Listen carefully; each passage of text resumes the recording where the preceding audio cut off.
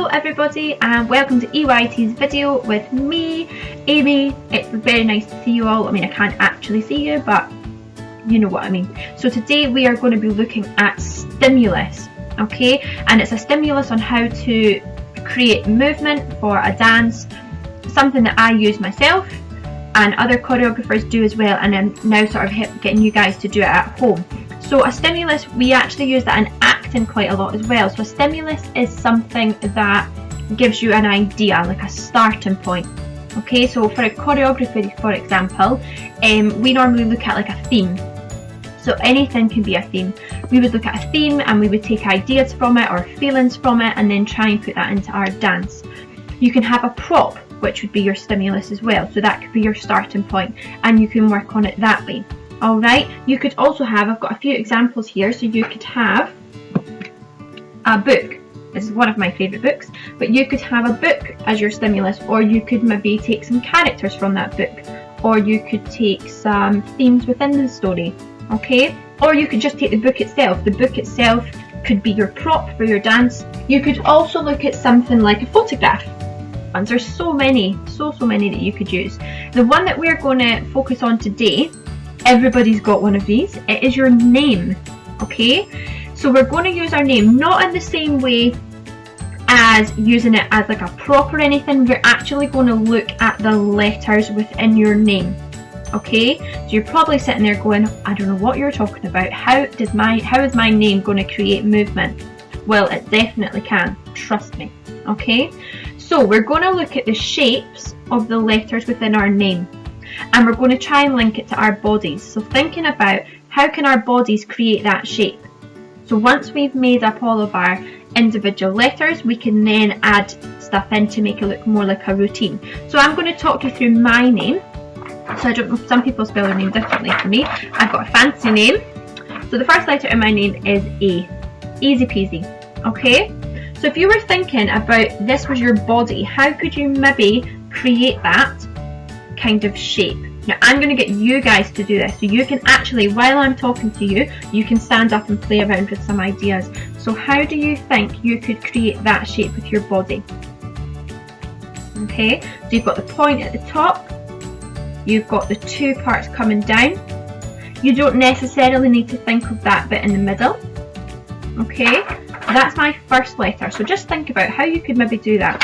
Alright, now the next letter in my name is, if I can get it off the floor, is an I, the letter I. Now you can also do this in lowercase letters too, you don't need to do it in capitals, okay? So this one is probably quite tricky, but if you wanted to do it that was maybe a bit more simple, you could just stand, you could be standing up, you could even do the little dot above your head, that would be quite cool. Okay, so have a play around with that letter. That letter might be in your name. Alright, and the next letter of my name is the letter M. I quite like that shape. There's lots you could do with that. Now if you have maybe somebody in your house, like a friend, or not a friend rather, but like your brother or sister, or even a big person, you could get them involved and you could try and create these shapes with someone in your house. That would be pretty cool. It gives you more ideas as well. You've got more bodies and more limbs to play with, so that's quite a good one. So there's lots going on there. Now the same with this one as well. The next letter I've got is the letter E. Okay, got a very funny bottom bit on that E, but it's the letter E. Okay, so you've got three parts to that. So that's quite a tricky one. So you would have to maybe think about using maybe some arms and legs in there. This could be your back, and then you've got some different limbs going on here. Now again, another E. Is it? Oh, I don't know if you can see that. It's another E at the end of my name. Alright, so I've got 5 letters in my name. So what I want you to do, this is your task for this video. I would like you to try and think of your first name. If you've got a super duper long name, then you've got a hard job. Alright, but just focus on your first name.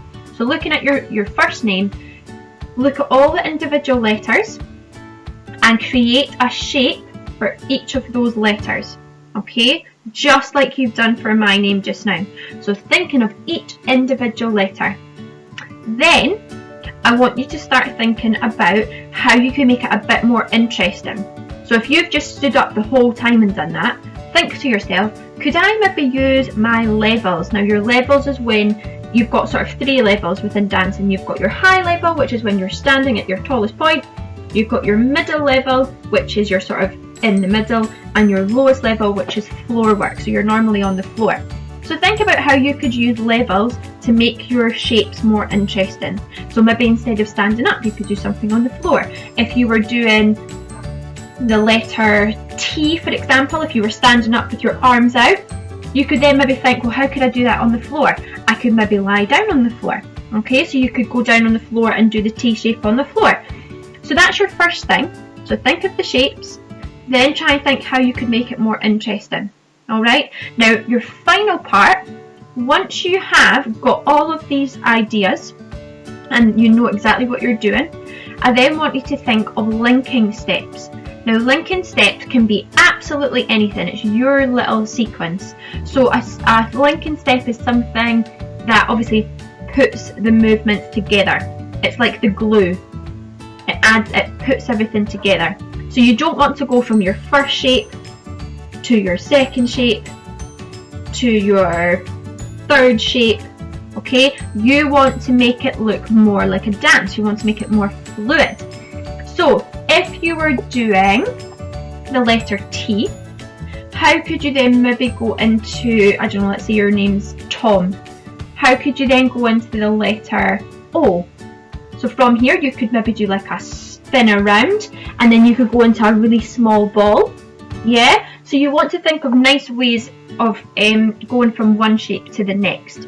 Alright, now I would really like if you managed to do all that, you could then put it to a song. So pick your favourite song, or it could just be something a bit different, any song will do.